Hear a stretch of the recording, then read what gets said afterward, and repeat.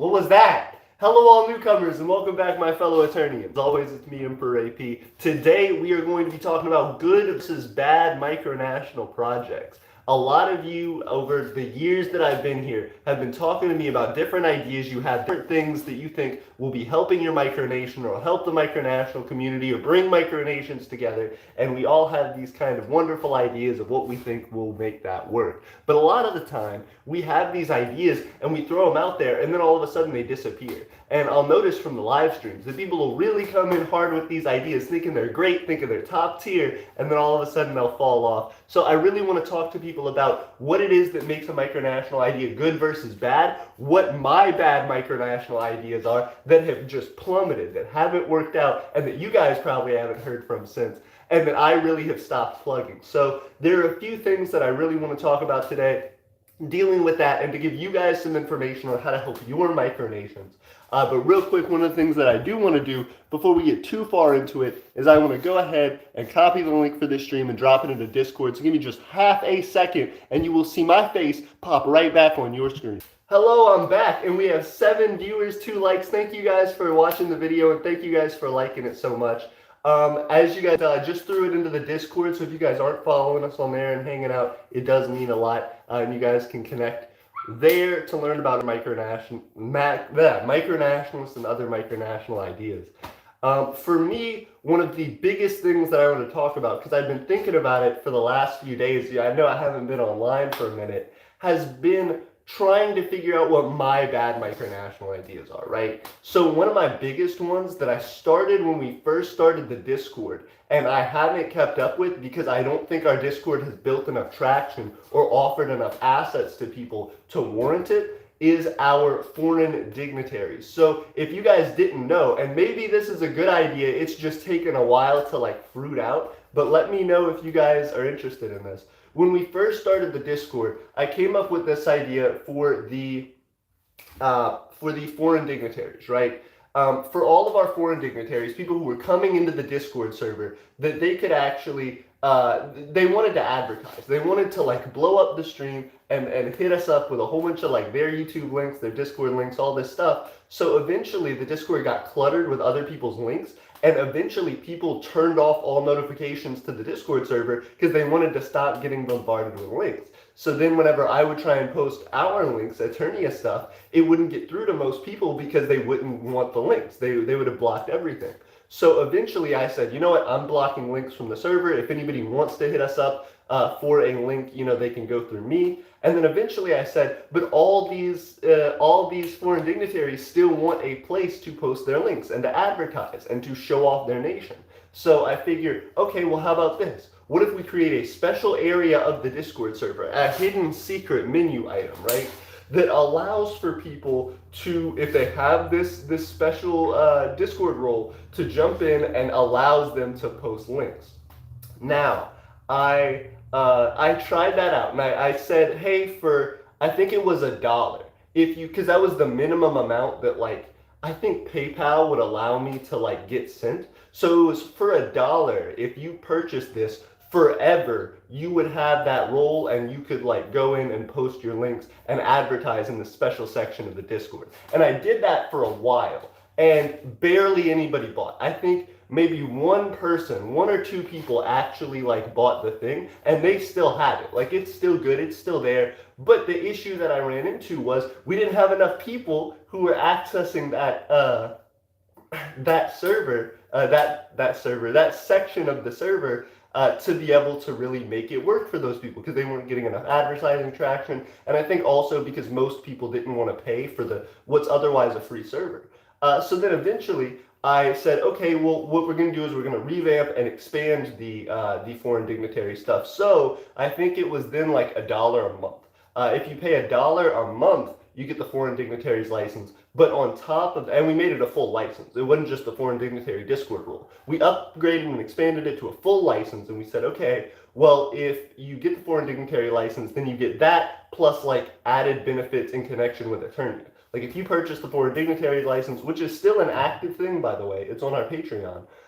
If you purchase the foreign dignitary, or it should be on our Patreon. If you purchase the foreign dignitaries license, you get in addition to advertising on a certain part of our Discord server, you also get access to all of our direct connection to basically similar to how our businesses are going. All our direct connection to Aeternia, more immediate access to trying to develop plans, trying to set up different things to help your micronation. We essentially help your micronation to continue to develop and make it more accessible and connectable with Aeternia. So that was a big thing that we tried to advertise for a good long time, and we didn't get a ton of traction, so we fell off. Now, I then kind of went to that and said, okay, well, now that's a bad idea. We just shouldn't continue advertising that. We just shouldn't continue showing it off. So that's kind of where it stayed. But the more that I've thought about it, I think it may be a good idea for the right time if it's revamped a little bit. I think that's what a lot of good versus bad micronational ideas come down to, is this concept that you may have an idea that you see doesn't work at all, or you may have an idea that people are really, really against. And to some degree, I won't say there are no bad ideas, because there are certainly ideas that can become harmful to the community. There are certain ideas which make people feel disappointed because they feel like they'll spin their wheels a lot trying to do this thing, and then it doesn't come out with something producible. And even for some of my ideas, if that happens, a lot of the time people will feel disappointed because they'll say, oh no, even with the Empire of Aeternia, I spent this time, I did this thing, and then it didn't work out. And so now I feel upset by that. I feel like I spent this time for nothing. So I try to minimize the amount of those types of things that happen. But when it comes to other micronations, I want to warn you guys ahead of time from my mistakes so that you can learn about it and so that you can understand how to develop yours in a better way. But I've seen a ton of micronations doing this and talking about this concept of like, oh, I hit up the Reddit and I talked about this and that, or oh, I hit up MicroWiki or other micronation Discord servers or Facebook or Instagram, whatever, and I was talking about my idea for this micronational organization, or for this different like treaty agreement between different micronations, or this different concept for like a trade service or a news service or whatever, or for like particular laws for my group, or ways to like do war and stuff. There's like a whole bunch of different concepts that people will try and like work with and mold and make fit. But I think a lot of that ultimately comes down to results. It's very difficult for many micronations to reach each other, to physically have any connection to each other, because unless a micronationalist gets other micronationalists in their area interested in what they're doing, 90% of the time they don't have very many, if any, micronations around them. Or if they do, sometimes even in really densely populated areas, like I know in the Northeast United States, there are a good number of micronations densely packed together. But the problem is a lot of them are younger, a lot of them don't know each other, so there is this difficulty of connection where even if they are relatively local to each other, there still may be a good bit of a drive, and more than that, they are in this kind of isolated nature where they just don't want to directly reach out to one another. That being the case, it makes it incredibly hard for people to create ideas that ultimately work consistently for a long time, because there is that lack of connection. But that doesn't mean there aren't ways to do it right now. In the micronational community, there are plenty of opportunities for people to take advantage of the online nature that most micronations are dealing with. In fact, one of the big things that I do want to plug that has been a great idea of ours that people have really taken to is our free micronational map on our website. I just finished updating it. As of like 3 days ago, I was going to do a stream. I was going to come hang out with you guys, and I said, you know what? I'm going to go ahead and update the micronational map. I'm going to go ahead and just throw everybody's stuff into there.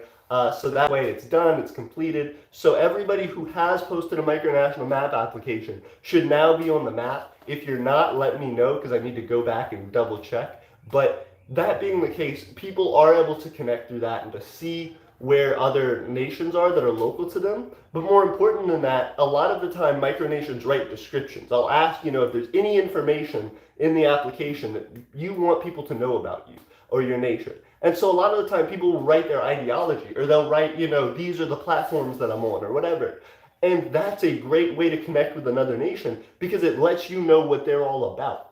That's one of the biggest things that I think connects to micronational idea success or failure, is how many people you can get to be a part of it that are like-minded, that are people who want the same things, who are working toward the same goals anyway, so it's not going too far out of their way to do the thing that you want them to do, because it's in line with their goals, it's in line with their interests, and ultimately it's going to provide the same benefits that you feel like it'll provide to you and your nation and why it's a good idea. They'll be on board. They'll feel like, oh wow, this is something I've been looking for, but I didn't have the people to do it, and now they do. So finding those things that are mutually beneficial, finding those things that allow for like cohesion in the community is really great. The other thing that kills micronational ideas a lot of the time and makes it not even a good versus bad idea, but just the better ideas versus the worse ideas is going to be micronational drop-off. So this isn't even about the base quality of the idea, but how much value it can produce for any one of the people who are joining it and participating in it. If you are unable to really capture people and really grab their attention and show them, oh man, this thing's crazy, then what you're going to end up with is this situation where people have other things they need to do in their life, so there's a limited time most people can spend toward micronational stuff. But then on top of that, you have this issue where people not find the consistent benefit even in their micronational time to give toward a particular thing. So they'll drop off, their interests will drop off, and you'll see this situation that happens time and time again where they can't quite get traction. These ideas will start off with 10 or 20 people who are really down for it, and then it'll drop down to about 15 in a week, and then it'll drop down to about 12 or something the next week, and then it'll drop down to about 7 the next week, and it'll keep kind of dripping down, or sometimes it falls hard. First off, I want to say hello to everybody who's been jumping in. We had like 11 viewers, it's dropped down to 8. I want to get to everybody's comments, but I want to make sure for the people who are re-watching the stream that they get a good amount of value-packed content into this time, and so I hope you guys feel the same way. We're about 12 minutes through the stream, and so I really want to make sure we cover as much as we can for those people who are going to come back and rewatch it. And the same for you guys. If you ever want to come back and rewatch these streams, I want you to feel like, oh, there's actually like some good content here, not just like talking through the comments. So if you guys do come back for a rewatch, hit me up in the comments of this video and let me know that you're back for one. I try to reply to all the comments, especially ones left after streams and stuff. So, that being the case, I feel like it's a big issue where these ideas may have a good base, but it's hard to keep people, it's hard to get people, and it's hard to ultimately achieve the ideas of that. So what makes a good versus bad micronational idea? In my opinion, one of the strongest benefits that a micronational idea can have is minimizing the amount of effort that people require to do it and maximizing the amount of benefit that they get from that. That's with just about any idea.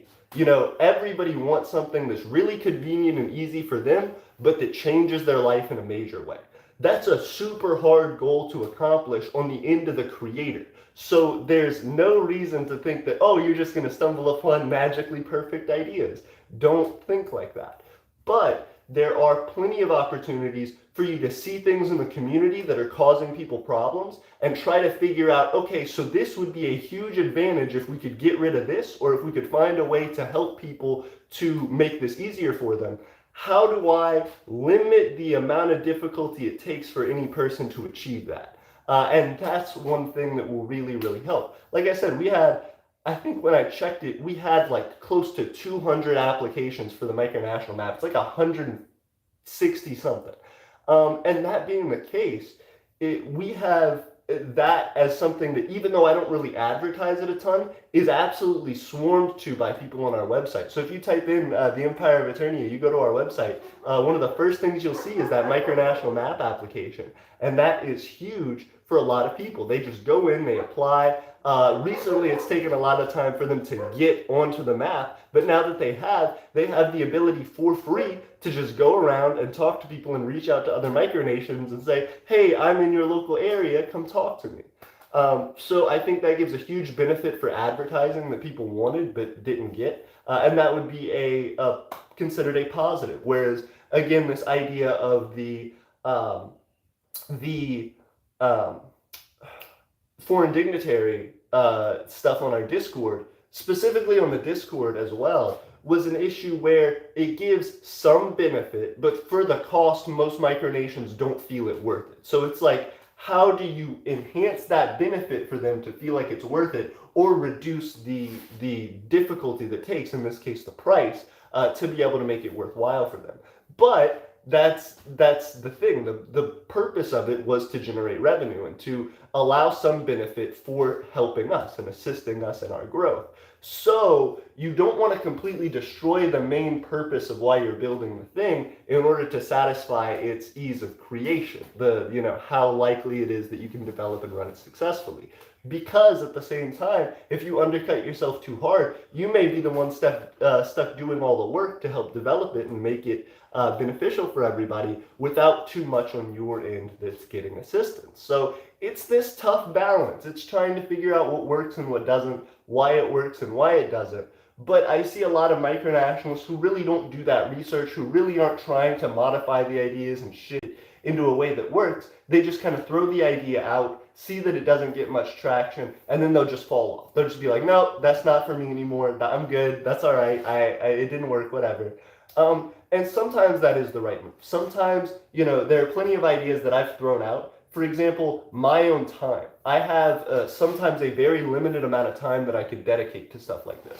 So, not just micronationalism. In some way in my life, I'm always working on micronationalism, but specifically to making online content and to trying to get the word out there to a lot of people. First off, we have 13 viewers and 7 likes. If you guys could help like the video, that'll help to throw more people into the chat so we can continue to talk to you guys after I finish the bulk of this conversation. But I want to make sure people get a good amount of rewatch on it too, so I want to help everybody to feel like they're getting some good content. I see you guys commenting right now. So if you feel like I haven't read your comment yet, just hang on to your high horses there. I will be there in just a second to talk to you about that, but I want to make sure we finish getting through this conversation. If you do have a good idea or something that you want me to talk about related to this, please drop it in the comments, because it's important that I hear it. I'm still learning about all this, and a lot of the time, the more that I hear from you guys, the better it makes me in talking about this content and in trying to make sure that people get good benefit out of what I'm saying, that it's accurate. So that being the case, I really feel like it's tough to have a situation where you're creating something that's supposed to be beneficial for all these people and that's supposed to help, but that it ultimately either drains you or creates a situation where a lot of people don't want to flock to it because it has some, high entry point. It's really difficult to get started or requires a lot of them. So that being the case, some project ideas, you just need to drop them early on because hey, when I originally came up with this idea, I assumed a lot. And that's what I've done before. That's, I think, the first key sign of an idea that is probably going to go wrong. If you have to assume that, okay, you're going to need this and this and this and this, which you don't have, before you even get into the idea of being able to work. That's a huge problem. I did that with my own time. Like I said, there's a limit to how much time I have to spend on things online, particularly because I have a limited amount of time in my day. So when I came up with the idea, for example, to create an Aeternian like regular holiday system. Not just an Aeternian holiday system, but a while back I was like, we're going to have this calendar. When we first started to develop our government, I was like, okay, so I would have regular meetings with our government members. If you guys remember last summer, you can go rewatch some of those live streams. We had meetings with our government, and we talked through different ideas with the Master Stephen Vince of the House of Treasure, who's still in his role, and former Master Gray Mayor of the House of Others. No longer a part of our government or Aeternia, but at the time we were working and developing these ideas and just trying to push through them and crank out as many ideas as we could to find a winner. But there were a lot of those ideas that ended up not working out simply because we assumed we needed this, and this to get there. And of course, when you're growing as a micronation, that feels easy. Okay, so we've already hit this point, which we weren't sure we were going to get to. Hey, sorry about that. We glitched out for a second. Especially when, as a micronation, you're dealing with a lot of constraints already, adding additional assumptions makes it even harder. When I was dealing with trying to create this holiday system, I was like, okay, so we're going to have a holiday pretty much like every week, or at least 2 to 3 times a month. So really, really short interspaced holidays that we would all need to do something for. All of these ideas were actionable. They were all things that we had to act on in some way. So these holidays would be like, okay, we'd have this event and this party and this connection thing, and we'd pull these people and we'd do this and this and this and this. And we realized we were building a lot of work for ourselves. So I went out of my way to develop all of that into a calendar and to say, okay, it's gonna like Google Calendars remind you of all of these holidays. But I didn't realize at the time I was asking a ton of these people who were trying to support. So it became this large issue of, hey, I'm excited about it, but if even I have difficulty regularly maintaining effort in all of these holidays and all of these different things, we have to also advertise all of these holidays to all of these people in our Discord server, for example, all of our citizens, to try and maintain their activity and their progress in it. So having really ambitious ideas is great because that's one of those concepts that really elevates your benefit there. But it also jumps through the roof the amount of effort that people require in order to join it. And that's too hard, to be able to say, hey, you need to be able to participate in all of these different holidays, celebrate all these different ideas, do all of these different things as you're learning about them, as they're coming up. You're setting yourself up for a difficulty to reach your objectives. And so those ideas right away where you feel like you have to assume a ton of stuff, either really hard scale them down to something that you know is manageable and where you have to assume almost nothing, or scrap them for now and say, hey, that's just not where we are at the moment. Let's continue building and let's see how we can circle back to it. And that's ultimately what we've had to do. Now that we have Vincent as a part of our nation as well, we've started floating ideas about holidays and stuff. We talked on another stream recently about holidays, but this time I've learned, and I know that you can't do something and bring about 30 holidays or 30 anythings and try to make them happen all at once. You got to start with maybe one and just kind of let it take time to build naturally. So that's something that I've been learning and I've been trying to develop and perfect over time, but it is most certainly not easy. It's not something that's going to get you quick results, and that's the other thing.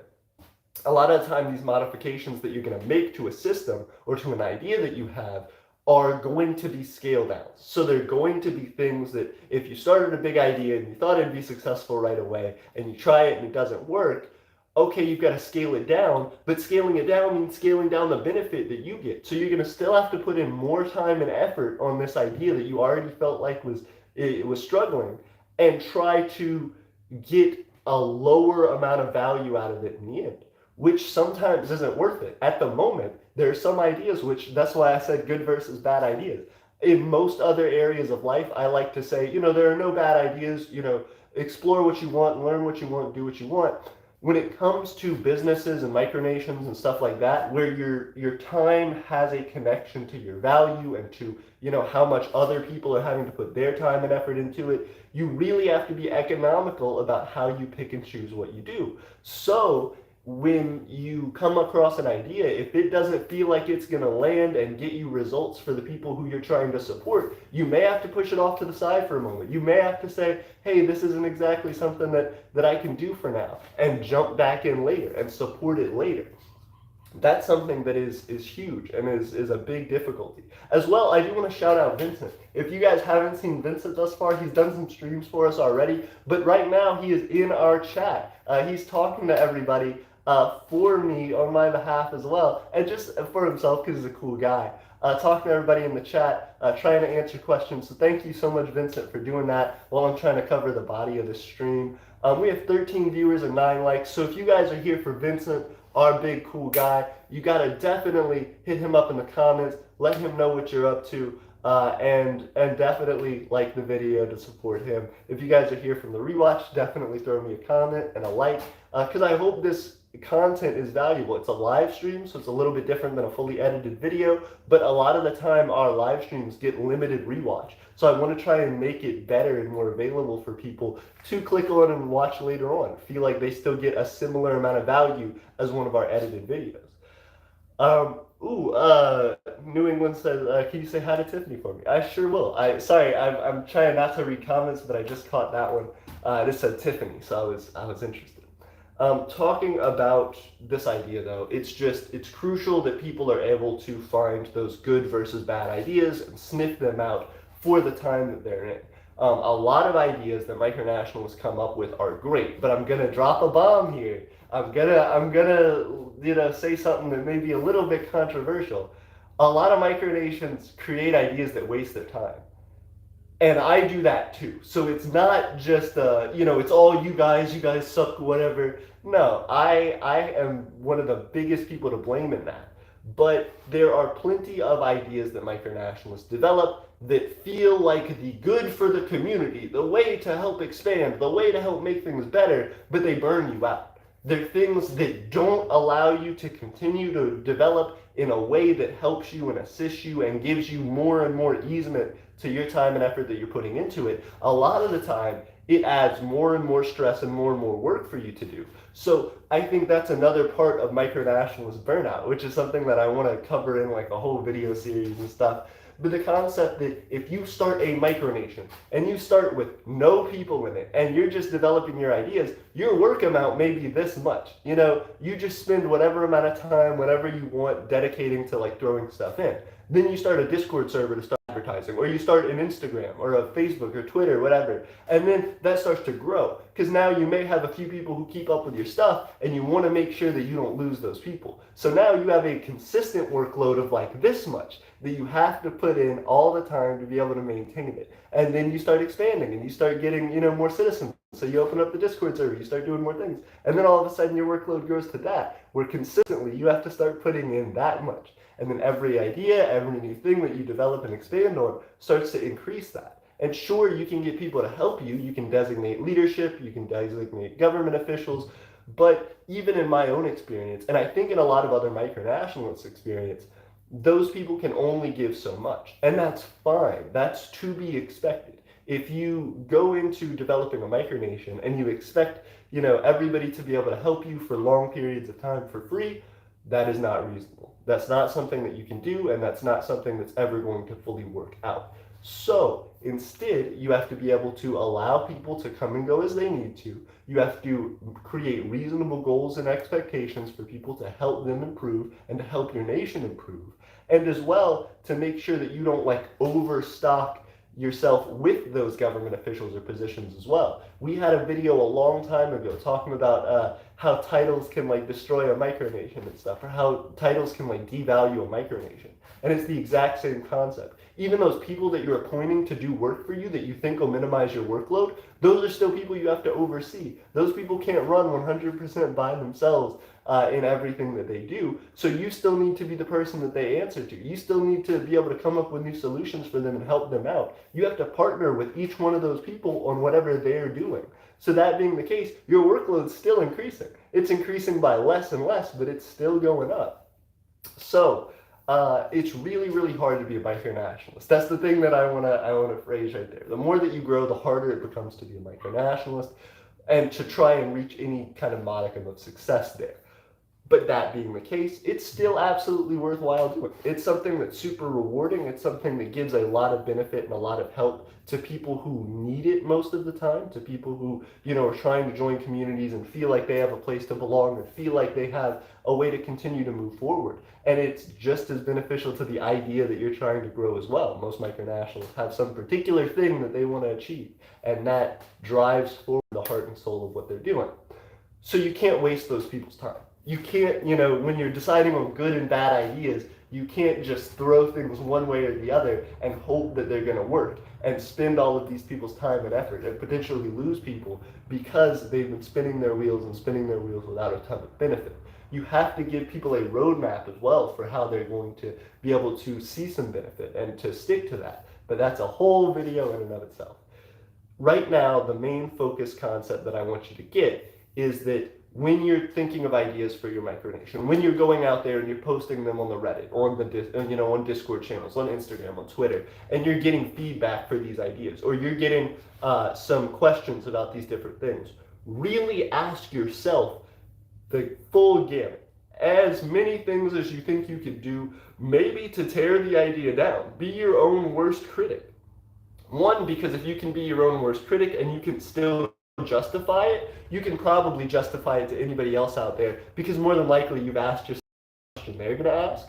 But on top of that, if you can be your own worst critic, you can see some of the flaws in the idea immediately, and you can know what you need to start working on to try and fix it. Or if that laundry list of ideas that you have to fix becomes huge, you may realize, hey, this isn't something we need to focus on right now. Let's double back and let's figure out how to help it later. So a lot of things to go over, a lot of ideas that are going to constantly have people struggling and trying to create meaningful progress for their nations. But ultimately, those ideas for what am I going to do, how am I going to make this work, have to come from the individual. They have to be something that you know, as the leader of your nation, as the person who came up with the idea inside of the micronation, whatever, that you can handle that. That amount of workload, if you assume nobody else is going to be able to help you, you can still provide, and that it still gives enough benefit to make it worthwhile for that. That's hard. That sucks. It's never going to be easy. And I want you to know, regardless of that, still don't give up. You know what I mean? If you feel like it's worthwhile, if you feel like it's meaningful, keep pushing into it, and you'll learn how to fix it. But that's the other thing. Micronationalists are hard-headed. They are people who really, really don't want to change their thing. They know what they like, they know how they want to do it, they've had this idea in their head for years maybe, and so they say, no way in hell am I ever going to change this idea. It's a good idea, and I'm just ahead of my time. I'm just waiting for people to come around on this great thing that I have. And sure, sometimes that is true. Sometimes that will work out, and you'll see an idea that starts off one day and doesn't really hit traction, but eventually it'll slowly be growing and building up there. Until one day it shoots off. Most of the time, though, that's not the case. So when you're developing these ideas, when you're doing that, make sure that you can accept that self-criticism or the criticism of other people. Know that, know how to sift through that criticism as well, because that's another thing. The micronational community is really, really great when it comes to sharing ideas of not even hating on the idea. There are some constructive criticism comments. There are some comments that are just like the internet, just hate for no reason. Just, people who are spouting off at you because of your political beliefs or religious beliefs or whatever. They're going to hate on you as a person regardless of how good or bad the idea is. So learn how to filter through that and to figure out whether your idea is really good or really bad from accurate data that shows how people feel about it, and ultimately test it out and continue to work on it until you can get something that's meaningful. It's a long time coming. Like I said, the micronational map is something that's wonderful and it helps a lot of people. So it's a good idea in my book. But that's something that constantly requires effort from me. So some of the time I have to limit that for myself and say, hey, this week or in the next couple weeks, I'm not going to be doing anything with the micronational map. And then, in 2-3 weeks I'll have to swing back around and do a bulk thing of answering people's stuff on the micronational map. It's the same thing with a lot of other stuff. You just have to balance your time. You have to figure out what's most valuable for you and what's going to help your nation move forward the quickest. My voice keeps cracking. I'm going through double second puberty. It's a thing. That being the case, it's important to be able to work on that in a positive way. To not burn yourself out, to not overdo it, to not make it to where even a good idea falls flat because there was too much stress there. It was the straw that broke the camel's back, and you were the camel that couldn't keep carrying the load. So instead of that, try to make something that feels reasonable within the amount of time and effort that you can give to it. The other thing that does is if you can manage that properly for yourself and you can feel comfortable in the amount of work that you're doing and in the amount of effort that you have to put in, it makes it easier to understand and hear other people out when they're working and developing in your nation to say, hey, I can't do that right now, or I'm not really interested in that, or whatever, that makes them, define for you what their abilities are. Really being able to listen to people and understand what that is for the people who are trying to support you will go a long way to helping those ideas. Because if you can get a consistent team together who you understand how much you can expect from them, and you can really make good assumptions on how many resources and stuff you have, then you are minimizing the amount of assumptions that you make, and you're able to start reaching larger and larger goals. That's still not a linear trend, though. That's not something that's all of a sudden going to shoot you up. It's going to be a slow, piddly process to develop over years and years and years. Okay, so let me go ahead and read some comments now from people who have been jumping in. We've been doing the stream for about 30 minutes, 40 minutes, so I am more than happy to start reading some comments. I'm probably not going to read because I know Vincent's covered a good bit, but we're going to go through and see what everybody wants to talk about. Also, if you guys rewatch the video, please drop a comment and let me know that you rewatch it, because like I said, I'm trying to understand what kind of content's good for us and bad for us, and I really want to learn about what you guys are going through and rewatching or sharing with other people that hopefully helps them. Everybody was saying hi, hello everybody. I see you, Raz, Raucus, Reptile Keepers, Make, Aeternia, all these guys. Everybody's talking about the heat. 100%. It is very hot. Ooh, we got 13 viewers, 14 likes. Thank you guys for hanging out with us. England, New England's talking about how they have like new allies and stuff. Congratulations, New England. Raspberry says, wow, funny how some of us live in states so close to each other. Absolutely, especially in the Northeast, I'm telling you. Vincent says, oh, sorry, I haven't been active, AP. I've been playing DayZ almost every day. We found a great server to play on. That's all good. Thank you very much for spending some time with us, Vincent. I know it's tough. You got other things in life you want to do, but it means a lot that you help us out when you can. Reptile says, Vincent, you are lucky right now in a heat advisory. Oh, goodness. Good luck, Reptiles. That sucks. Vincent says, yeah, I know Florida summers suck. Oh, you're saying Florida's in a heat advisory. Oh, goodness. And then Raspberry's like, no, Florida doesn't. Okay. Reptile says Alabama's got a heat advisory all across the northern part. Yes, absolutely. We are. Alabama's toasty. I'm in a big shed right now. No AC, and it is a little toasty. Mike says hi. Hi, Mike. How are you? Reptile says, which I live in. Me too, Reptile. Good to see you.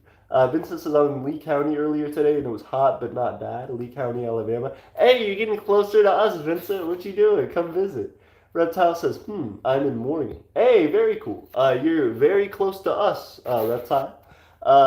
New England says, good morning. Everybody's saying hello.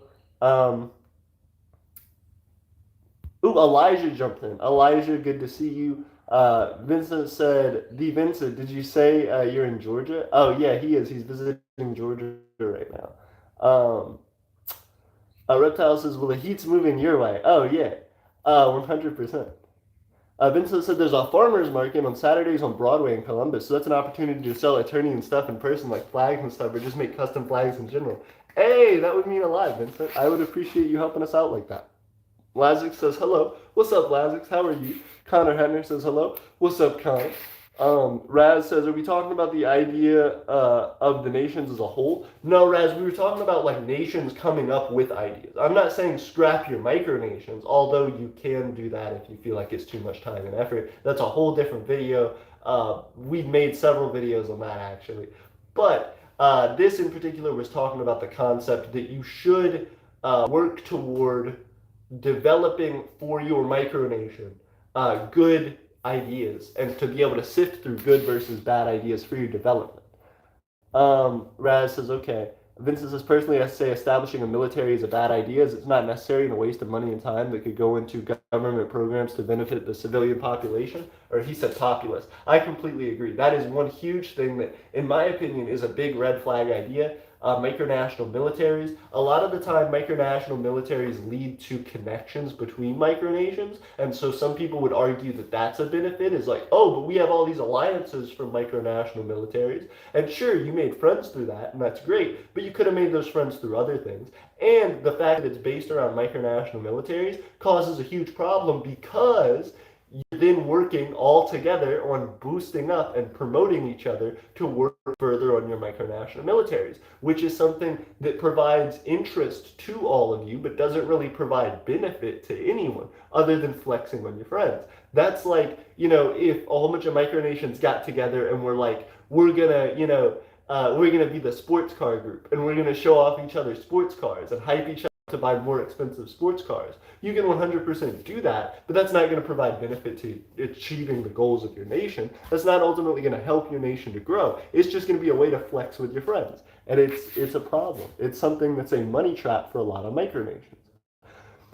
Wagnerland says, I made a navy for our great country, and same here. Yeah, but those are again, minimize the amount of time you spend on that, if you spend any time on it at all. If you're not super invested, I would go ahead and say, don't worry about that. Do other stuff.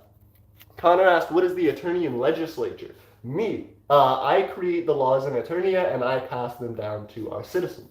The Empire of Aeternia is 100% an absolute monarchy. I rule absolutely as the monarch of Aeternia. I own the land and the property that Aeternia develops on, and that's the way that works.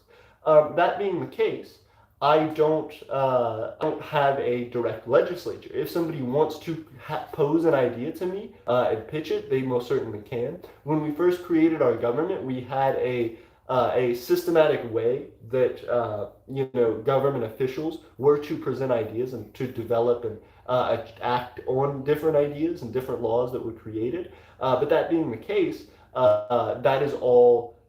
It's all still in our Guide to Foundation Principles, so it's all actively in effect. It's just that we have a limited amount of government officials. As of right now, we have two, myself and Stephen Vince. So, that being the case, because we have such a limited amount of,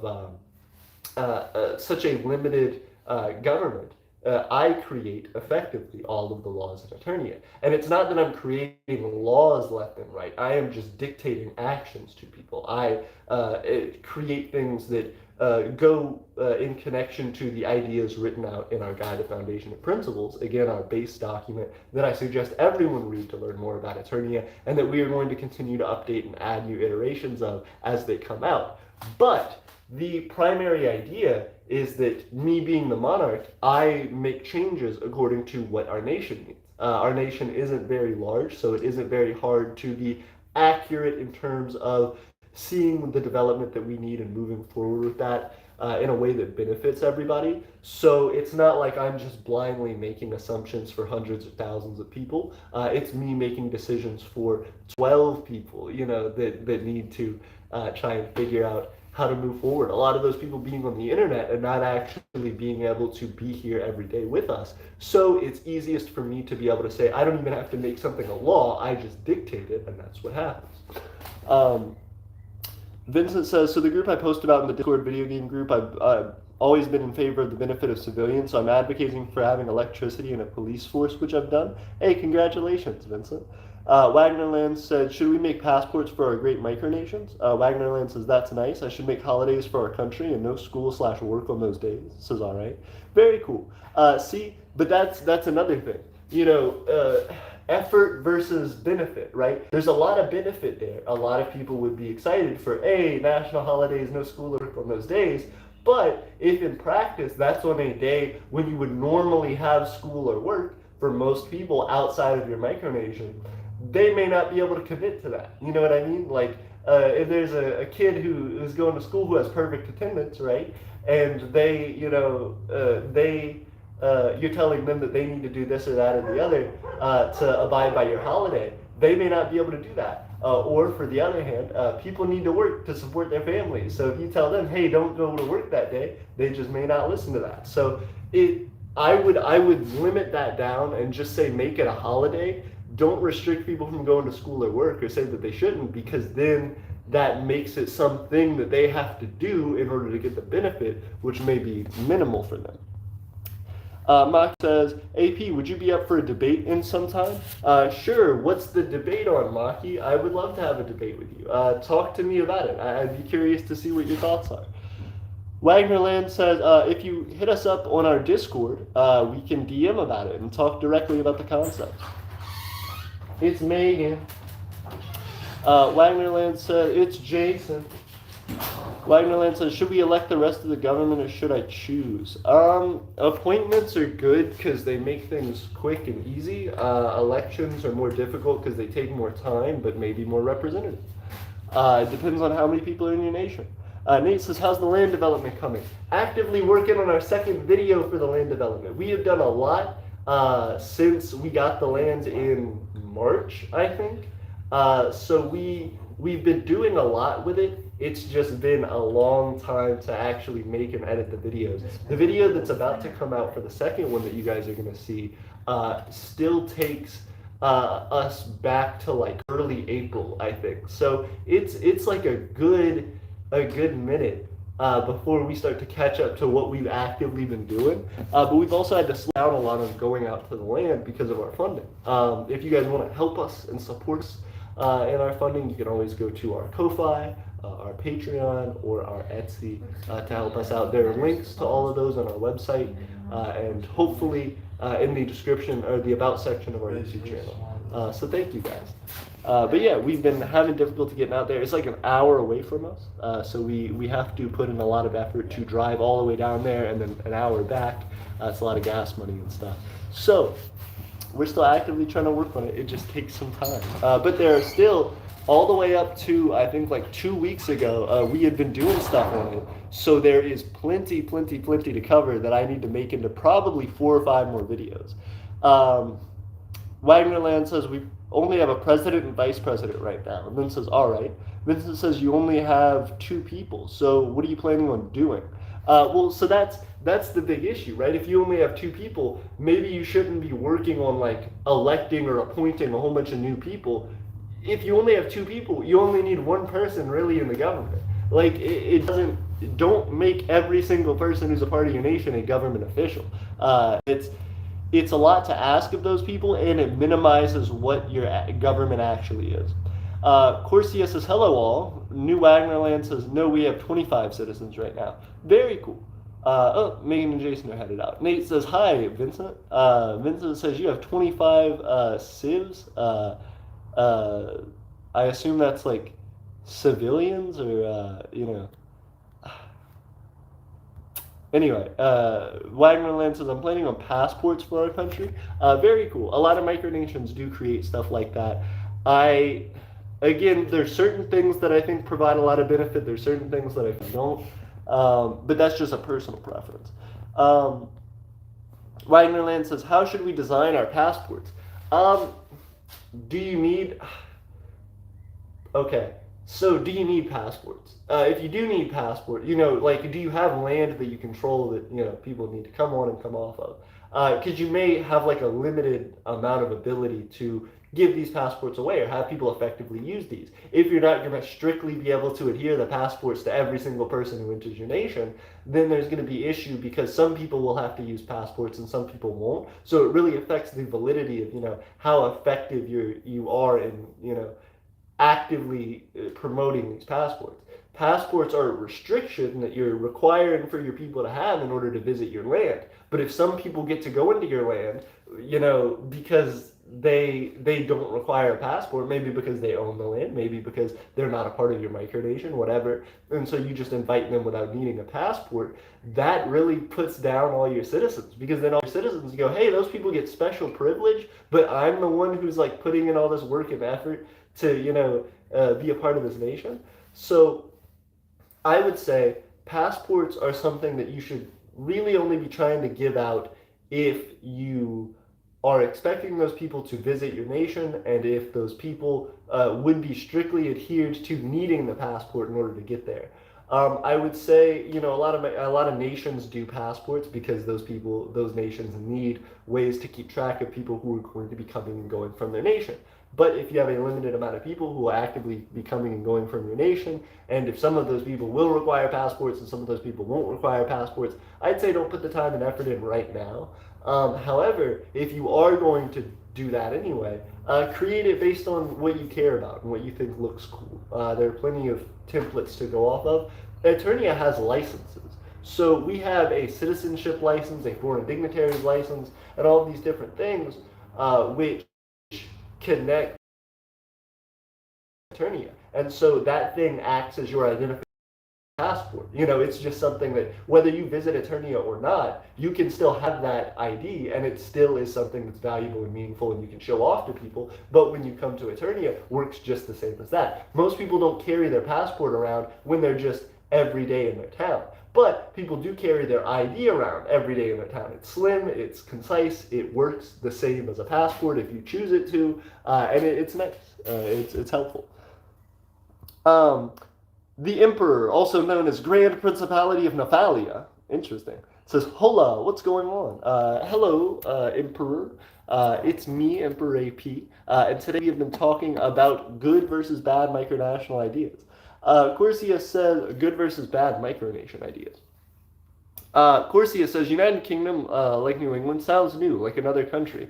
On the world stage, I can't place my finger on it. Yeah, they're mean.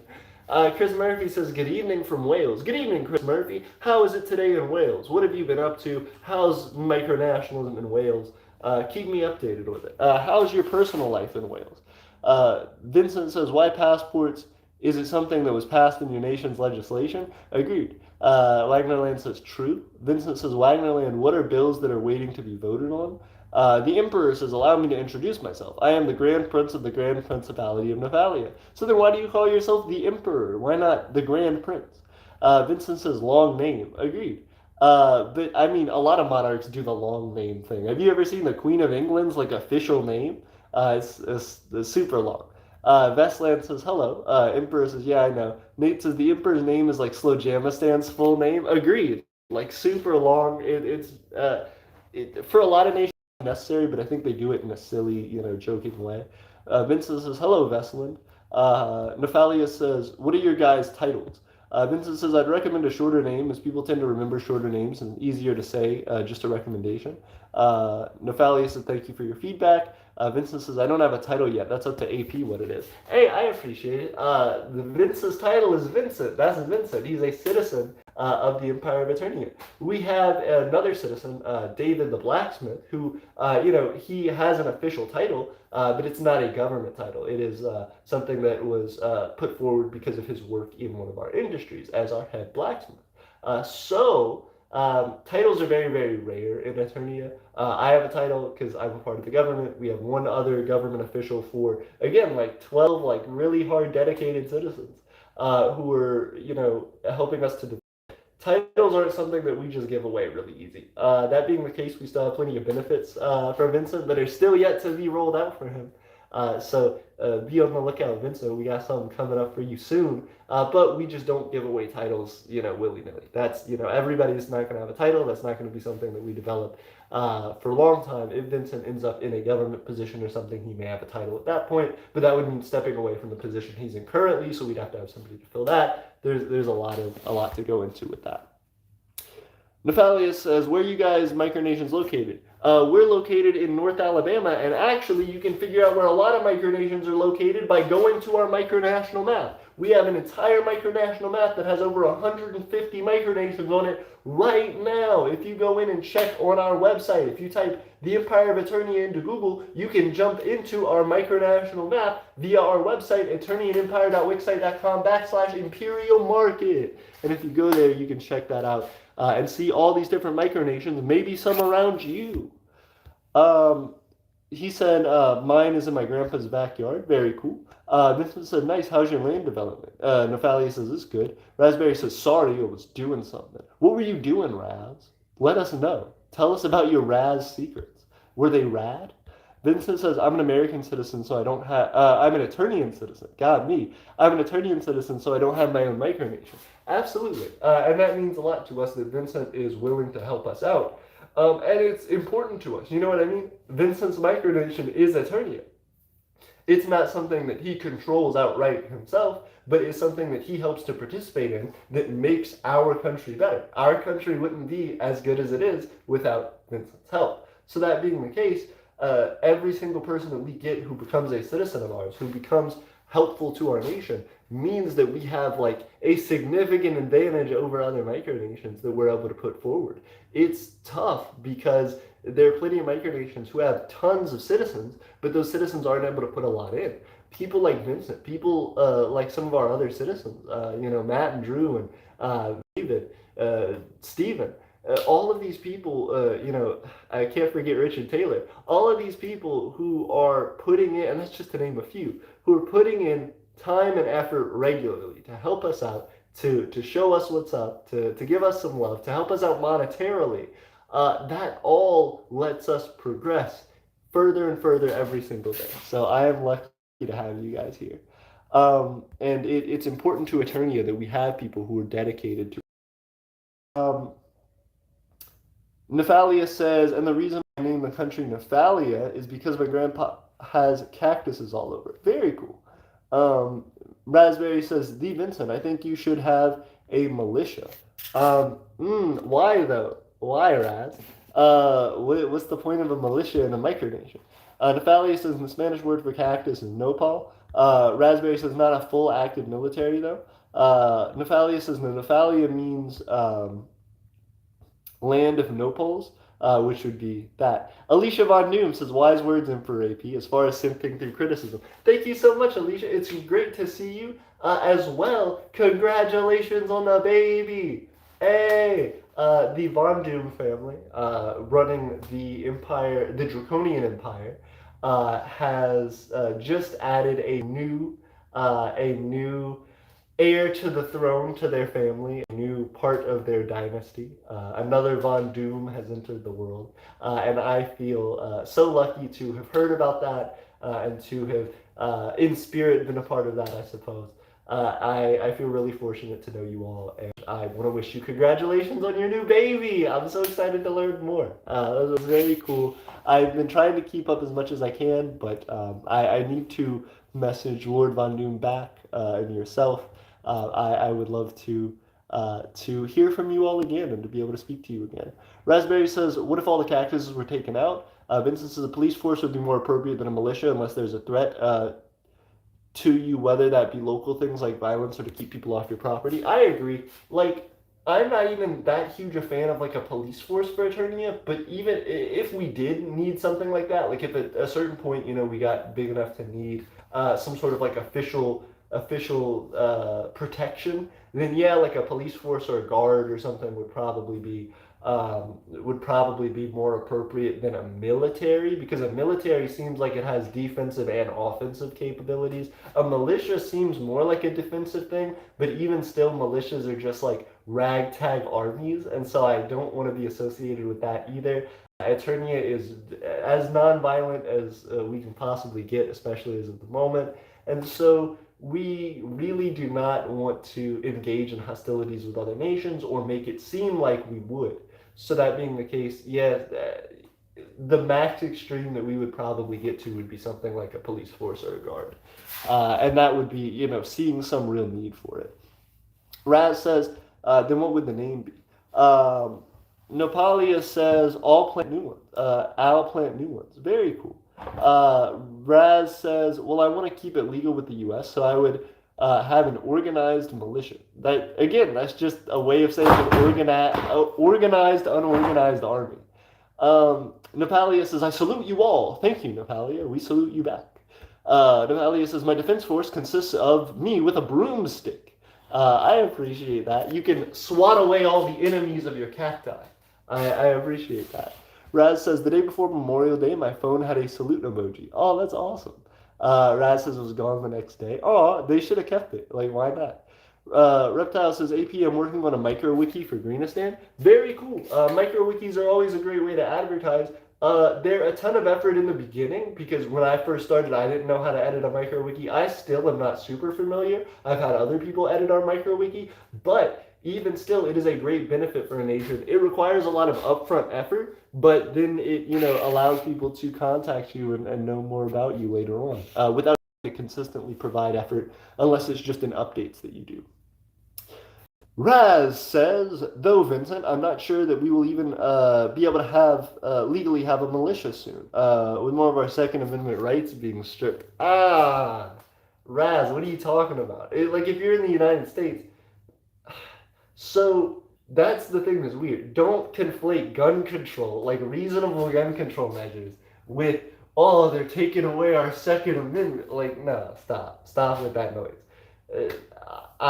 This is not what this stream is about, but mass shootings in the United States do make it reasonable to have some kind of gun control measures. That's not a removal of the Second Amendment. That is a provision to allow for restriction to those who have deemed themselves unworthy of access, to be able to limit what those people can get in a short period of time, and to make sure that the right people have the right weaponry, people who are trustworthy. That is a similar thing with voting. Voting is also a part of the Constitution, and yet prisoners, people who have criminal records, particularly felonies, can't vote. They can't vote. They have rights taken away as well, and it's like, oh, well, you know, whatever. But they can have guns. Criminals can have guns, though. Like, just limit it, dude. Just make more limits to the thing. It's silly. It's not restricting a right. It's changing it. You know, there's an amendment to the Constitution that removes slavery, but we still have slavery in the form of the prison system. Limit what you're talking about, man. It's not good. Maki says, thanks to the map, we are just making relations with a micronation from our country that we didn't know about. Hey, congrats, Maki. That's what I'm talking about. It's important, and it helps a lot. Vincent said, Jason. Nate said, Jason. And then said, can't wait for the second video. Thank you so much, Nate. I really appreciate that. We're going to be trying hard for that next video. It's tough. It takes a while for me to edit and to go through. Last night, I just did a whole bunch of editing, literally right before I passed out. So hopefully it'll be worthwhile and you guys will like it. I want to put more edited videos out there, but the, amount of time for work versus, the benefit for the edits sometimes is difficult. I really like these live streams as well because it allows me to talk to you guys directly and to hear your feedback right away. So ideally, I would stream. I would stream all the time and I would get our watch time hours up just via streaming. That's what I've tried to do in the past and I really like it. But edited videos last a lot longer, but they give a lot of smaller benefits. So it's weird because, some videos will pop off, like Vincent's live stream. Vincent's live stream was a thing that popped off and got like 1,600 views all of a sudden. So I'm trying to figure out how to do more stuff like that. Some of our edited videos, they'll pop off a little bit in the beginning, and then they'll eventually grow up and get like some nice view numbers over a year or two. But then some of our videos, I'll put a ton of time and effort into, and they'll always stay around like 70, 80 views. So I really want to make sure that if we are going to put time and effort into edited videos, that they come out to be things that people really enjoy and that you guys are really happy to share and show to other people, and that the algorithm really picks up and likes. But that's all from you guys, how much you guys enjoy the content, how much you share it, how much you promote it to other people. And so that's something that I really want to try and get better at, even in these streams, even when I show you guys what we're up to right here, right now, live, instead of having something that takes months and months and months to edit and go through. You guys can see it right here firsthand. If you have a question for me, I can show you right now what we're doing. And I feel like this is such a good medium for that. But we have to be able to fight those edited videos and get the watch time hours up enough to compete with them. And that's hard. So if you guys enjoy these live streams, if you guys want more of these live streams, definitely let me know that. Drop it in the comments after the stream. Let me know, we like the video, we want to see more of this, because it helps me to understand better what caters to you all. And it makes it a situation where we can reach those 4,000 watch time hours more quickly. That's one of the hardest things about micronationalism, especially for me right now. I love putting as much time and effort as I possibly can into this, but I don't make any money from it. All of the money that has developed thus far for Aeternia has gone into our land purchase. Anything left over right now, I've just been keeping to the side, which has been, maybe like $30 or something. Like whatever's been on our Patreon since we bought the land, which has dropped off significantly. We used to get like 20 something dollars a month on Patreon. Now we get like $6 a month on Patreon. So all of the money that we've been developing with thus far, we've spent on the land, and then the rest of it has been just like left in our Patreon account, and we like haven't touched it. So I don't make any money off of this, which means that when it comes to doing things like our land development, I have to pay for gas money. You know what I mean? I have to still provide stuff for Tiffany and I to eat for, you know, our family. So it's pretty difficult to not have any like consistent source of revenue, or a very, very small consistent source of revenue for Aeternia.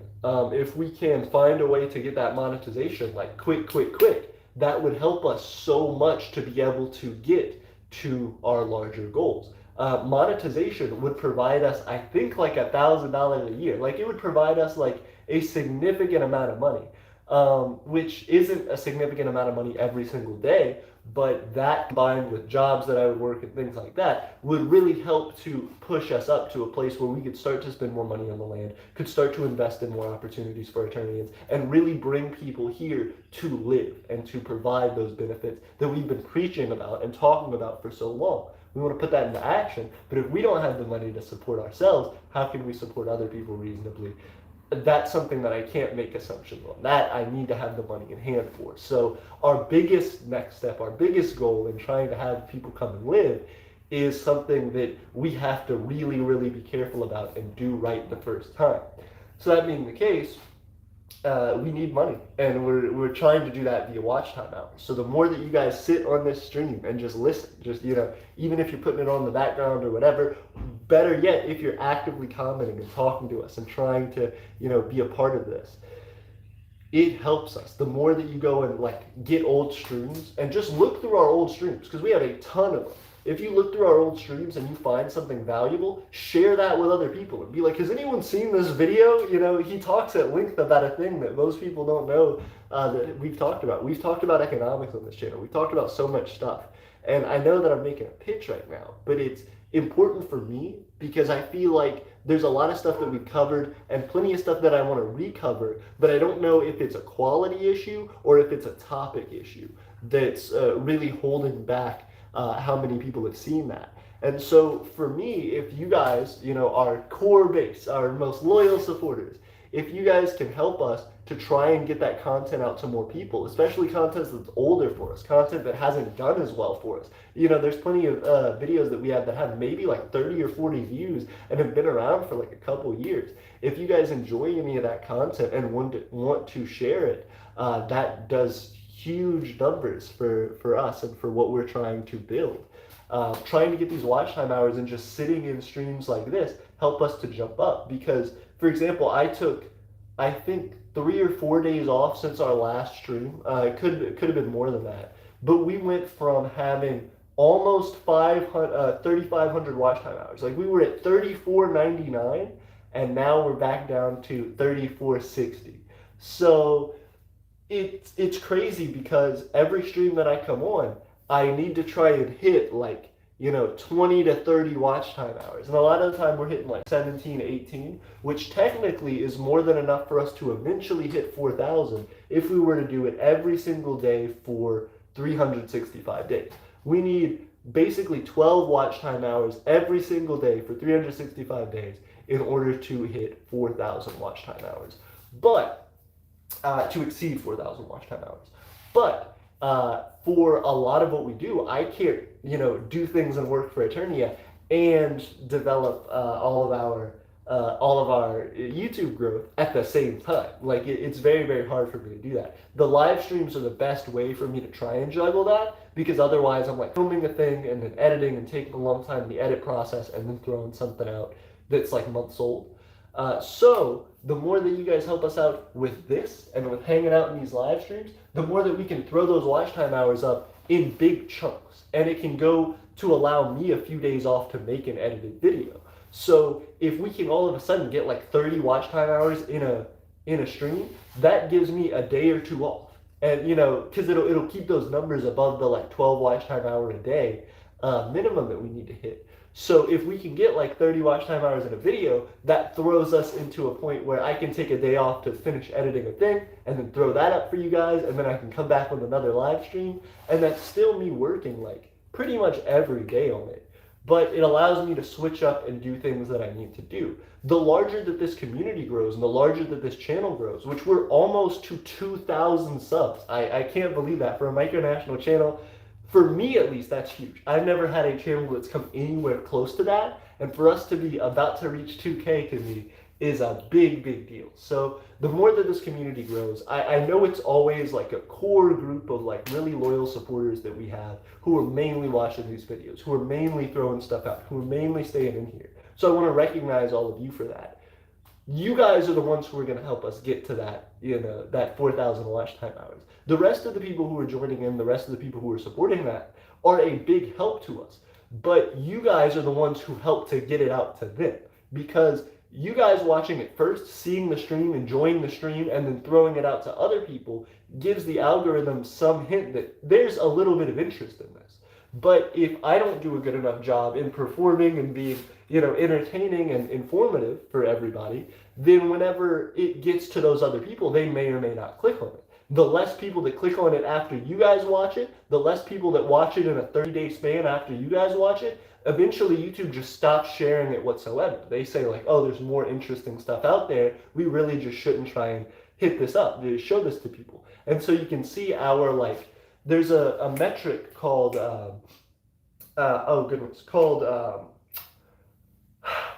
I forget the name of it. But anyway, there's a metric of basically how much YouTube shares your stuff with people. And the more that a video starts to dip out in terms of views, the more that it starts to stagnate, the less YouTube advertises it to people. So it really sucks in that regard. But we're in a position where we have 9 viewers right now on the stream, 17 likes. If we pushed to for example, if we had a 3-hour stream with 9 people in it, this would be a 27-hour stream. If it was 9 people consistent for 3 hours, we would have a 27-hour stream. That would help a good bit toward boosting our watch time hours back up. We have to get I said we were at 3460. We have to have 40 more watch time hours in order to get back up to 3,500, which we were trying to hit for so long, which we were almost there for, but I had to take a few days off for personal reasons, necessities, and even from some micronational stuff. So if we can hit, and get 40 watch time hours, it doesn't have to be on this stream, but 40 watch time hours period, that would help us. 10 viewers right now, we have 10 viewers. If we had 11 viewers, oh my gosh, we're getting people in it. If we had all that, for 4 hours, we would have the 40 watch time hours and we would hit 3,500 watch time hours today. We could do that today. It would be possible. Also, we have 19 likes. Thank you guys for throwing it in. So I think this is one of the things that's been, in talking about good ideas and stuff, I want to go back to the comments in a second, but in talking about good ideas, this is one of Aeternia's best ideas ever. Is just being able to have these live streams where people join in, we feel like a community, we can talk about things, and we can ultimately make forward progress for Aeternia. Now, that's it's selfish, right? Because we're just making content for Aeternia, we're building up Aeternia, everybody's working and watching all this stuff just for Aeternia, right? But we're trying to do things that take time out to help the community, which is hard to do, but a lot of it ultimately ends up being things that aren't going to provide us much benefit on the back end. It provides us benefit because you guys help to support us, and that's the big key for us. That's the big thing that helps us. But it's a mutual benefit. It's a symbiotic relationship for those of you who like learning about biology and animals and stuff. It's something that's difficult for us because in order for us to do more projects, like keeping up with the micronational map, like working toward larger trade connections between micronations, like making bigger and better streams and better content and talking about more interesting things and going to travel to meet other micronations and doing crazy stuff like that we want to do. Even just going to Microcon this year, we want to bang off on Microcon, but we have to have money to do that. And in order to have the money to do that, we have to get you guys supporting us and on our side. If you guys have spare income, I know that's a thing that's really difficult for us, is that we don't have a ton of spare income. So when I feel it difficult to ask you guys hey, help us out, buy one of our things or whatever, But for real, you can. We have a Ko-Fi, ko-fi.com /Aeternia, ko-fi.com /Aeternia. If you help out there, it helps a lot. Same thing with our Etsy, our Patreon. If you guys have some spare income, that's a great way to do things. We have like things we can offer as well. You know, our Etsy is literally like a shop where we sell the Unity medal, which you can wear on your micronational uniform. We have, of course, stuff for our citizens. Of course, we have, some little small things here and there.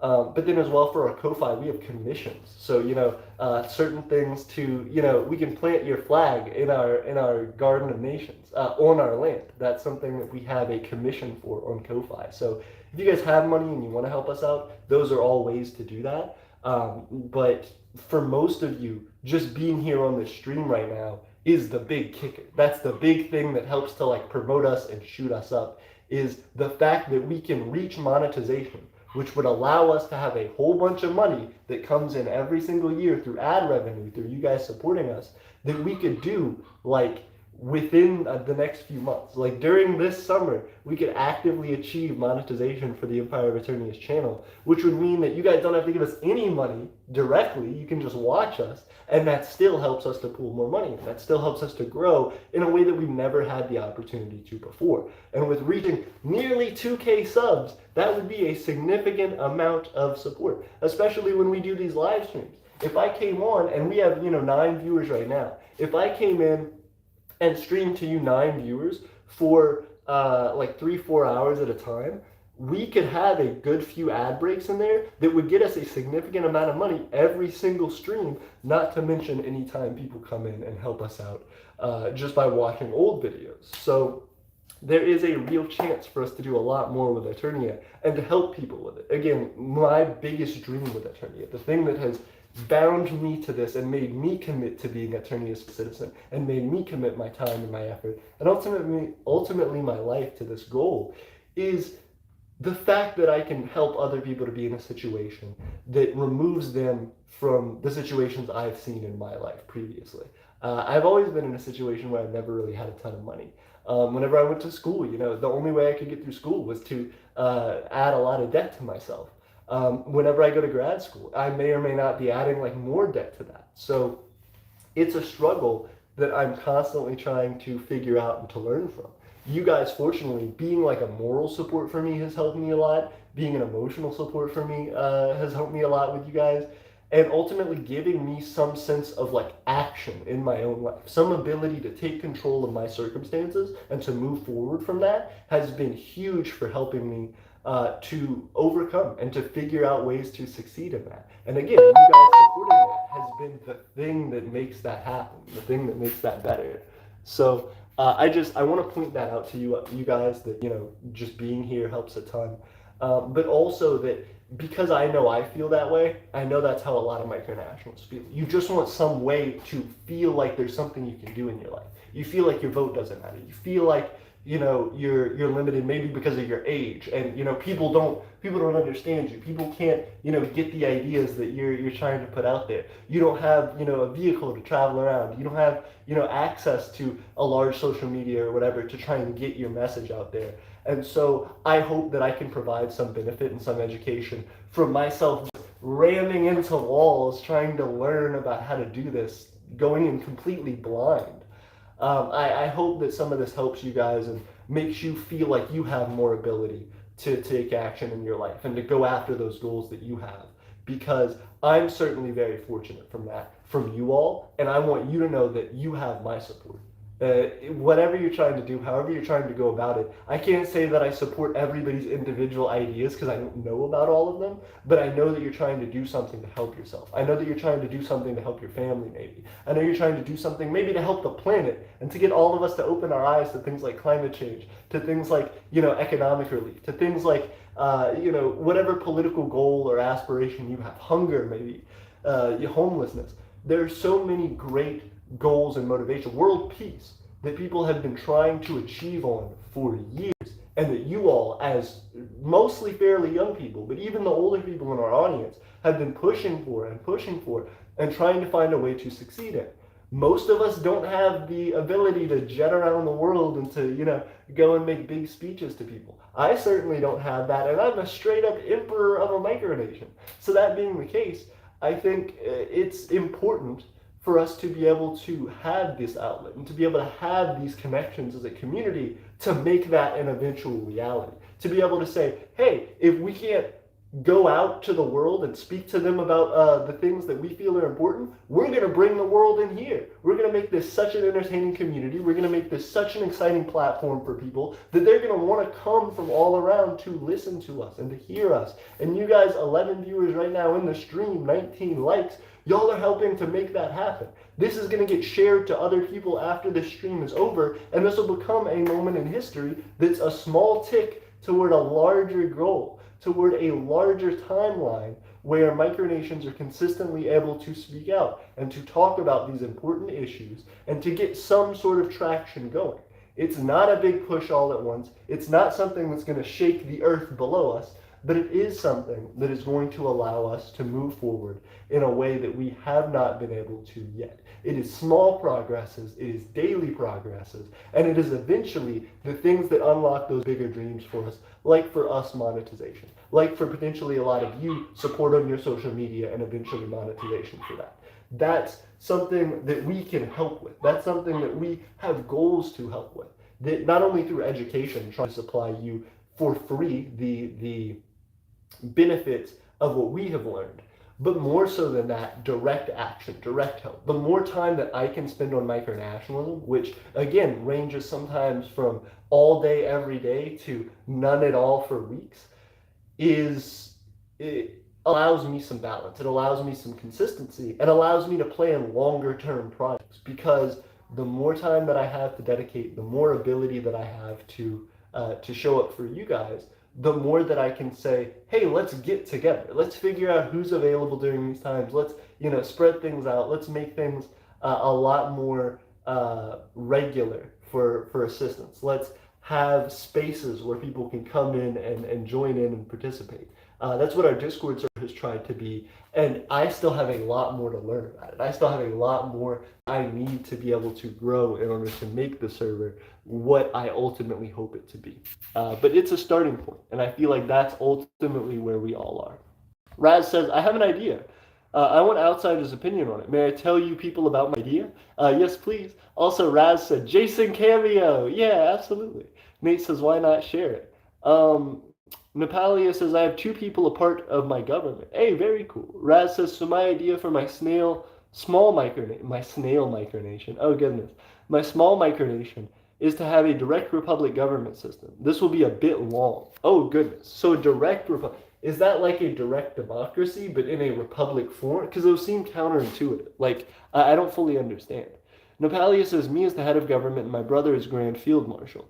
Oh, interesting. So now this is a different person. This is Napalia talking. Raz says, for the direct part, going back to his idea for a government, there will be a legislation that can consist of any citizen in the nation except for the president and vice president. But then that seems just like direct democracy. Like you're saying, okay, I'm going to create this institution that every citizen is a part of or can be a part of.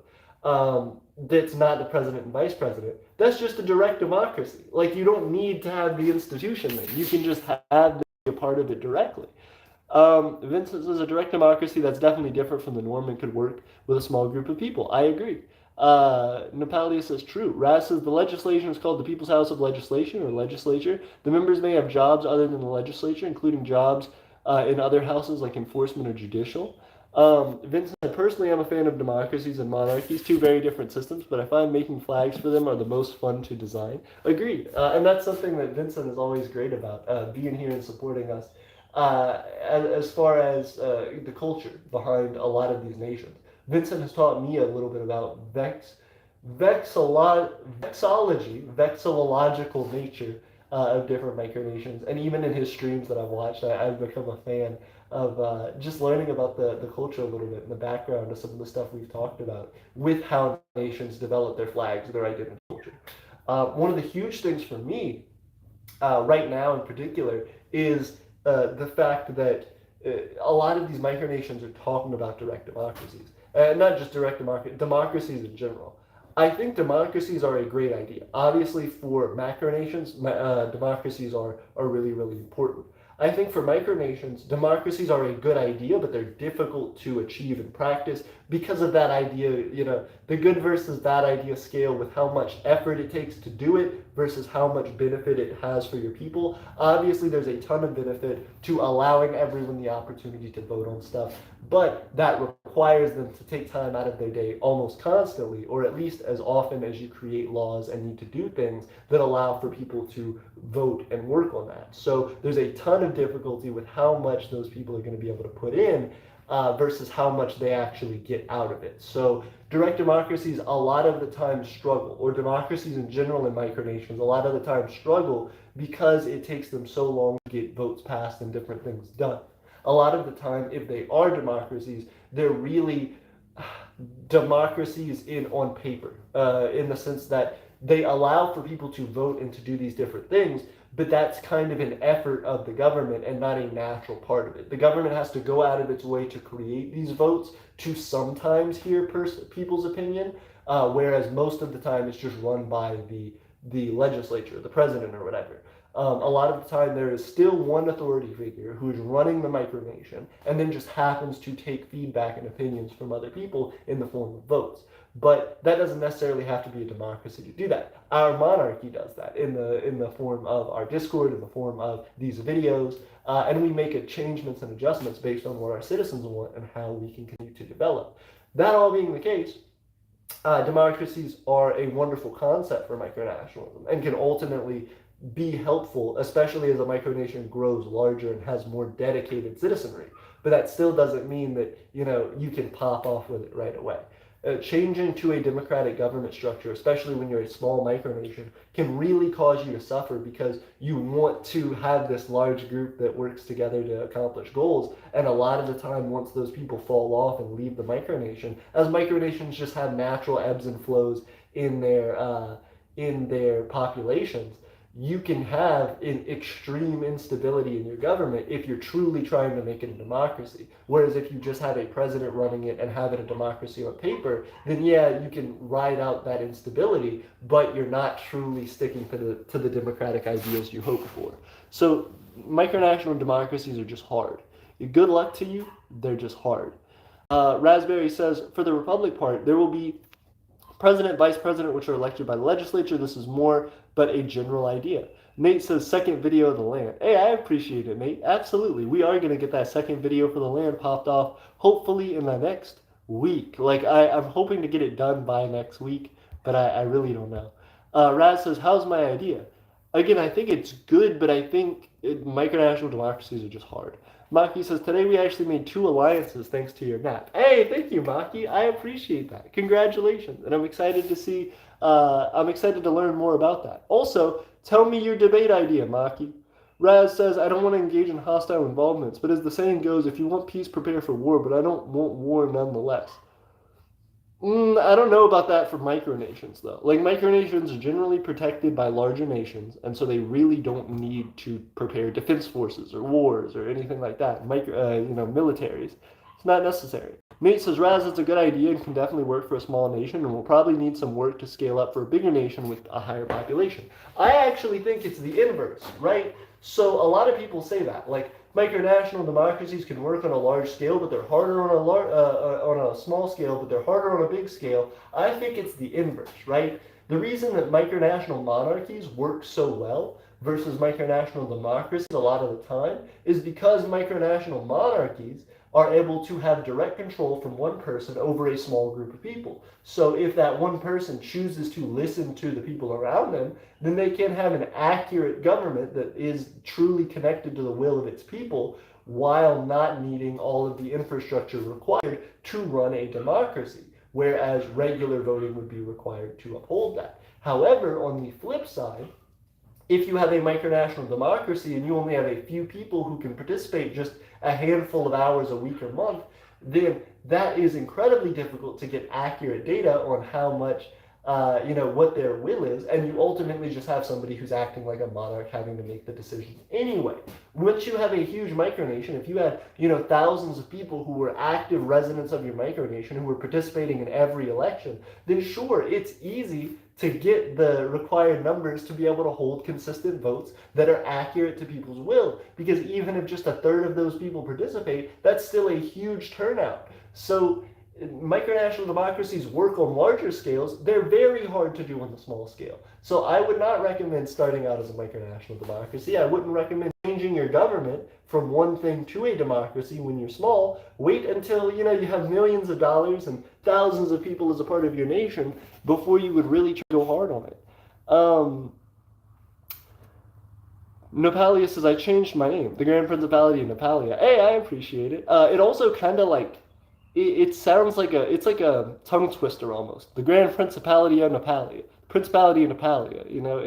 It rolls off the tongue. I like it. Nate says, but it could definitely work. Would it just be by popular vote or electoral college?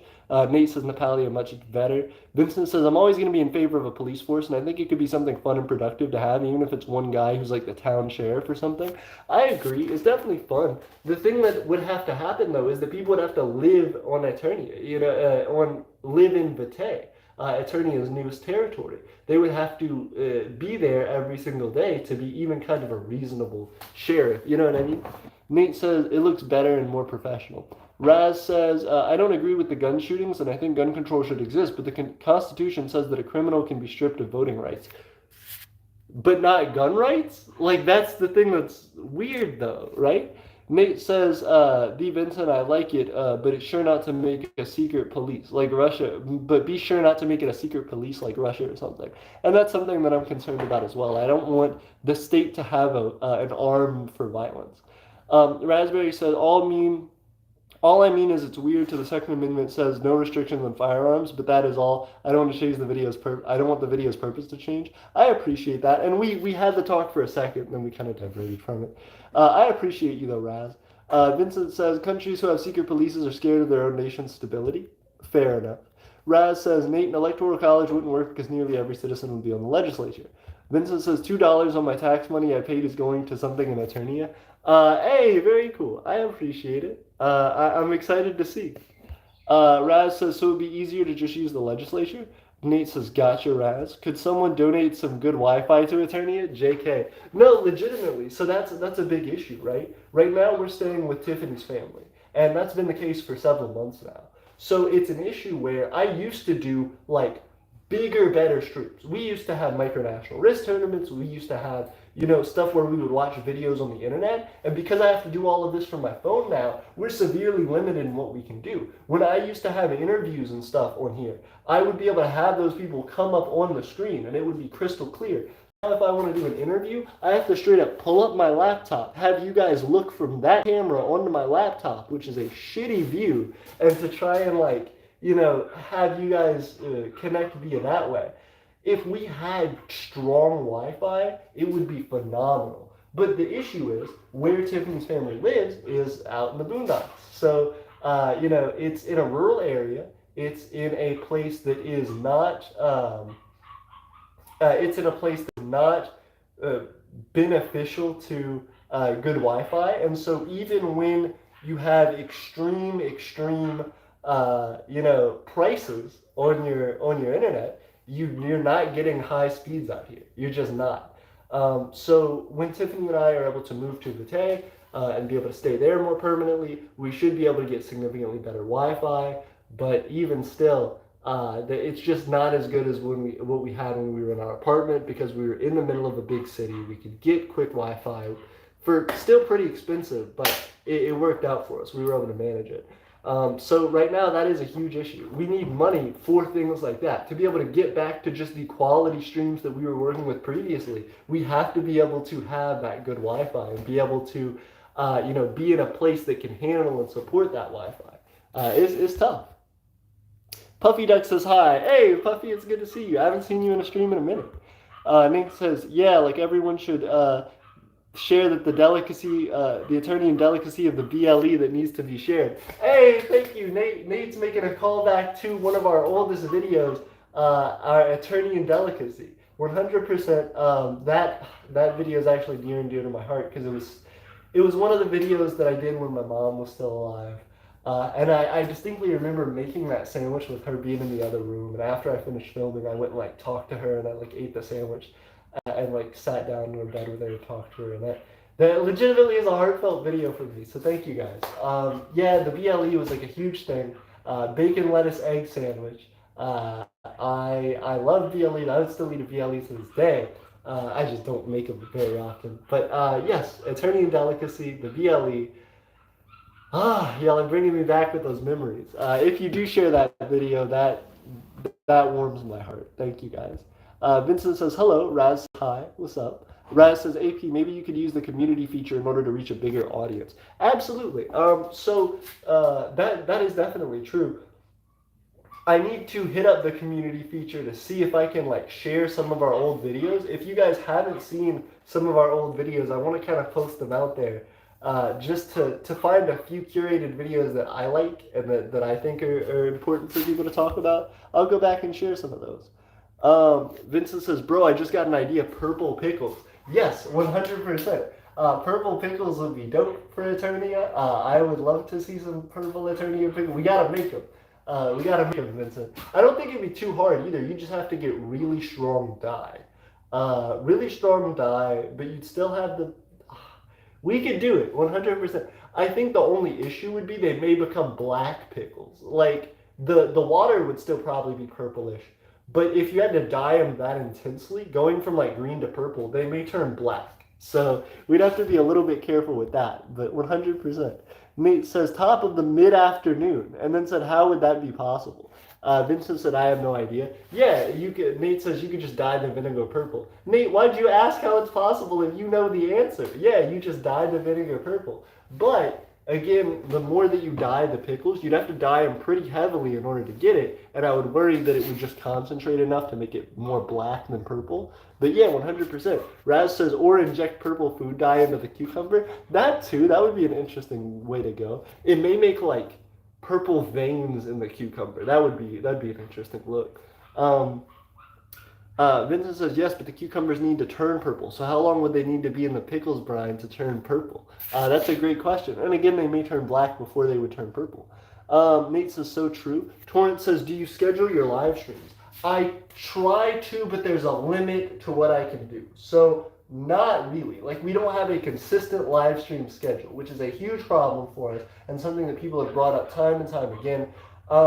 It's an issue because it's not that I'm not like listening to that. It's the fact that most of the time, because I'm just trying to get together a little bit of money when we can, trying to do everything that I can to help take care of Tiffany and I, and also to develop things for Eternia, most of the time, I don't have the ability to say like 3 or 4 days out, like we're going to be doing a live stream on this and this a day and this a time, because a lot of the time when I do that, I've tried that before, even just like 1 or 2 days out, and then all of a sudden I won't be able to do it at that time. Like something will come up, Tiffany and I can't do it, you know, Tiffany will say, I need you to come with me somewhere or something, and I won't be able to do it. So I try to do like planned out streams. Most of the time it doesn't work. I think if we did do planned out streams, it would get a lot more people in the stream, and that would be wonderful. But it doesn't work out 90% of the time, which sucks. But I try my best to just jump in early, and when I see most of our viewers are on YouTube, and try to jump in that way. It is just tough though. Let's say, Raz says 27-hour stream. Would you do a staying up for 27 hours Micronation talk? Oh, goodness. See, I don't think I could actually stay up for 27 hours. Maybe 24, but even then that would be difficult.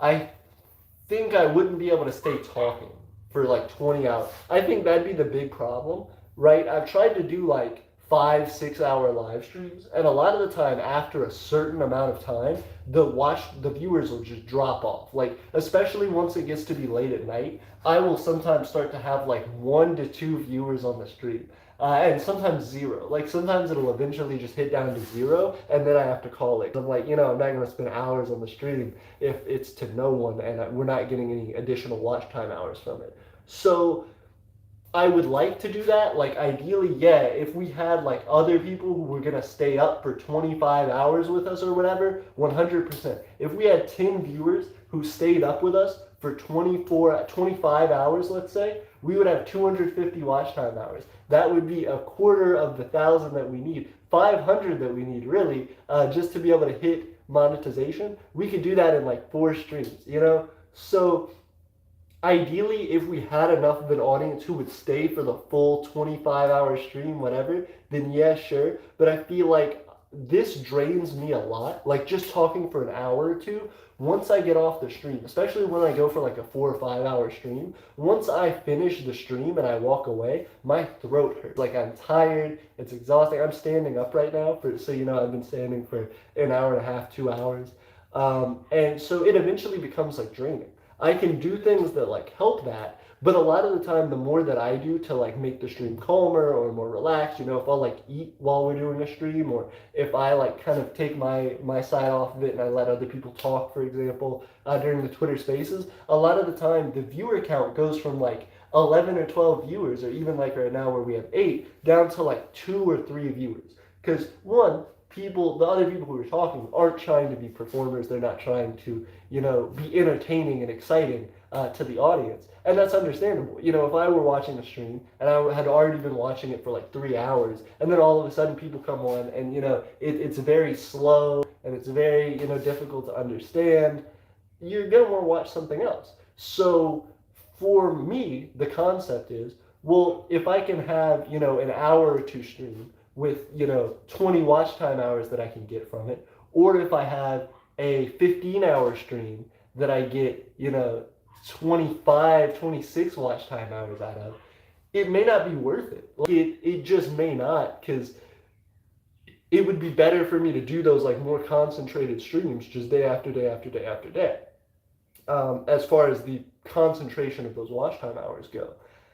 It's hard, but I think a lot of the stream would be like me falling asleep and like, you know, sleep stream and you guys hanging out. And again, I think it'd probably be like 1 or 2 viewers. So if you guys could commit to that, yeah, like if we had like a pledge thing where it'd be like, yeah, we're gonna have like, you know, 30 viewers in the stream the whole time or whatever, then yeah, sure, I would 100% do that. We would kill the watch time in like a night and it'd be good.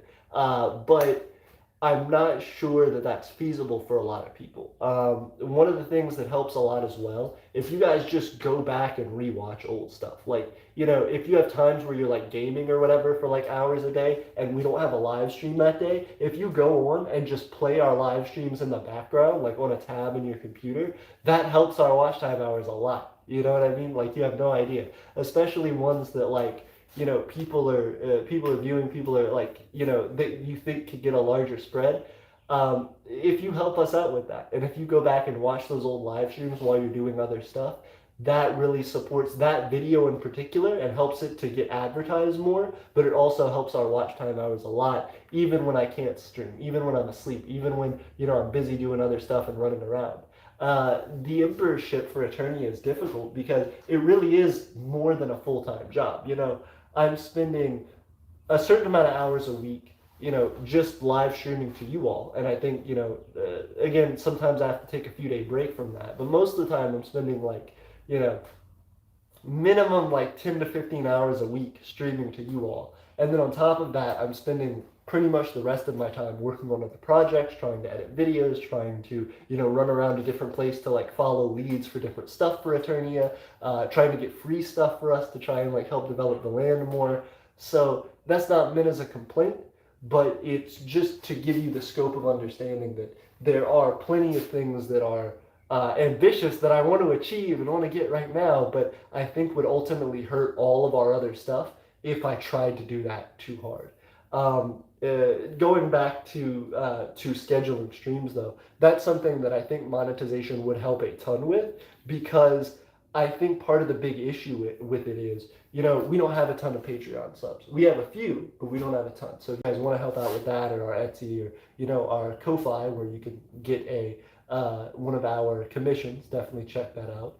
But for the rest of the time, we're not making money on this. So if I had, if I knew that spending a certain amount of time on the channel and doing that I could show to Tiffany, that I could show to other people, and that I can justify to myself, hey, I can spend this amount of time on the internet and make this much money. That would help to help me plan and make those things, because then I could say, hey, this is a financial thing.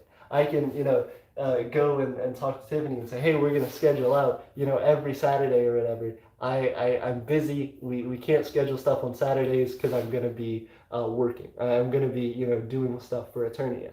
And I try to do that anyway, but most of the time it's a struggle. Most of the time we don't end up being able to achieve that. So a lot of the time, it's easier for me to jump into a live stream when I can and have you guys support and hang out, and then jump off and immediately get back to work on what Tiffany and I are doing and what I'm doing for Aeternia off camera and everything else, rather than trying to schedule something that I have to hit you guys up 15 minutes before and be like, hey, something just came up and I can't do it anymore. That's happened on a number of streams as well. You guys will notice some of the time Tiffany will just open the door and walk in and come in, and it's because she's like, hey, we gotta go do a thing right now. We're already over time. We have other stuff that we have to do. And some of that's planning and scheduled. Some of that's just the fact that there's Tiffany has a large family. I'm taking care of my dad. There's plenty of things that go on in our lives personally that all of a sudden we just get whisked away on, and we have to try and go help out with. So there's a lot of stuff to be done. I would love to schedule streams. I think hitting watch time would help us to do that a lot easier. Vincent said, I don't think so. AP would fall asleep. I probably would. Rad says, haha, I don't know. Vincent said, there's no way around normal human being. There's no way anyone normal human being would do that. Agreed. Nate says, normal pickles take 3 days or a week, so it would probably need to be 8 or 9 days, possibly. Agreed. That makes sense. Nate says, so is true. Raspberry T-Man says, Mr. Beast, hold my money. Proceeds to stay awake for, hold my money. Proceeds to stay awake for 30 hours. Agreed. Again, you could try it, but you'd have to see really hard progress. Vincent says, Aeternian grown purple pickles. We 100% could do it.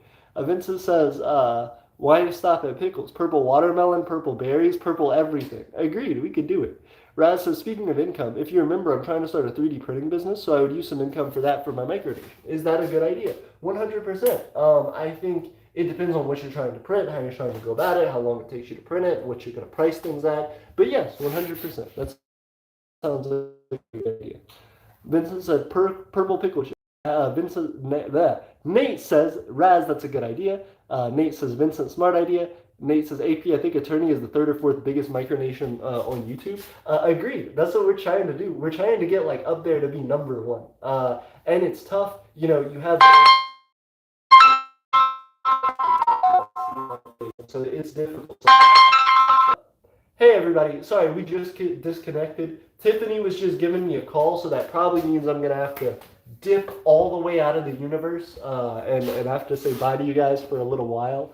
I really want to get back to it though. I really want to continue the stream at some point soon. We need to have another good topic though. We need to blow up.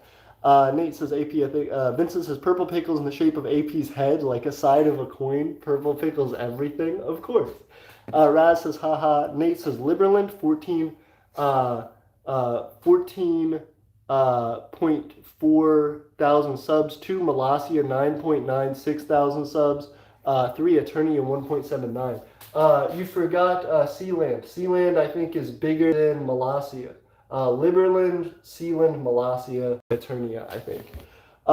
Vincent says, what about pickled broccoli? Raz says, what about pickled watermelon? Reptile says, AP, I just posted on my micro wiki. Can I post a link in the chat? I don't know if it'll show up in the chat, but if you send it to me, I can, check it out and maybe post it next time or show it off. We could figure this out. Vincent says, purple pickled watermelon. Raz says, I want to see it. Reptile says, the Vincent, can I post a link in the chat? Vincent says, I can't wait for AP to read this and be like, these guys are going nuts over pickles. No, but if you guys would buy it, hit it up. We're trying to figure out stuff to make revenue for Aeternia. And again, just for Tiffany and I to be able to kind of stay afloat. So whatever ideas you guys have, that would mean a lot to me. What would you guys buy from the Imperial market? That's another thing. We can just do stuff from the Imperial Market, from our Etsy. We haven't made many sales this summer. We haven't made any sales this summer, actually. So if you guys are interested in purchasing stuff from our Imperial Market, please hit us up and purchase something. Oh, goodness, they're going hard into pickles. Crafter says, so you know when I said I would go camping with a citizen? I did it. Hey, congratulations, Crafters. Also, it's good to see you. Nate says, pickle a pickle that you pickled with pickles, so you bought it from the Eternian pickle store. Made from pickles. I respect it. Torrance jumped in and said, Raspberry, you can have it both ways. A micronation is a constitutional monarchy. My micronation is a constitutional monarchy with a republic and some elements of a direct democracy. Have you written out a constitution or drawn out a diagram of your government? Torrance, I definitely respect that. But I would say that I feel like some of that may be contradictory, and people who would like some aspects of it would absolutely hate other aspects of it. So I wouldn't try and make something too big of a blend either. Crafter says, my micronation is a constitutional monarchy. We're just a few kids with 70 euros GDP. Hey, playing government, that's still good. That's a great start. 70 euros GDP is not bad. Gross domestic product means you get 70 euros every year. That's not bad. Raspberry says, I haven't finished the Constitution yet. After it's written, it goes to popular opinion to see if it becomes the actual Constitution. Good luck. Again, oh goodness. There's so many different things. Ooh, Nate says Aeternian hats, beanies, phone cases, pop sockets. Yeah, 100%. One of the biggest things we've tried to do, though, is to make stuff that's Aeternian, like 100% Aeternian. Like, we make it here, it's ours, it's from our hands. We didn't buy it from a company and then, like, get it sent here or whatever. We made it 100%. We do have a 3D printer, so that may be something that we, like, use soon for stuff. But we're trying to do everything handmade if at all possible. So again, check out the Unity medal. Like if you guys want a medal to like support our nation and stuff, please do. If you want to hit up on the aristocrat board and become one of Aeternia's like biggest economic supporters, you can do that. You can buy some of our currency, the Imperial Note, on our Etsy. And all of that is linked from our website. So if you go to our website, you can go to I think it's store or like Imperial Market or something as one of the pages, and you can click on that and then go down and you'll find it. Thanks guys, I will see you again very soon. Peace everybody. Nate says, gotcha, Aeternian sticks with the Aeternian emblem. Ooh, I do like that. Do you mean like sticks or like, like literal sticks or like stickers? I'm curious. Bye everybody. I appreciate you guys. See you soon. Aeternia forever.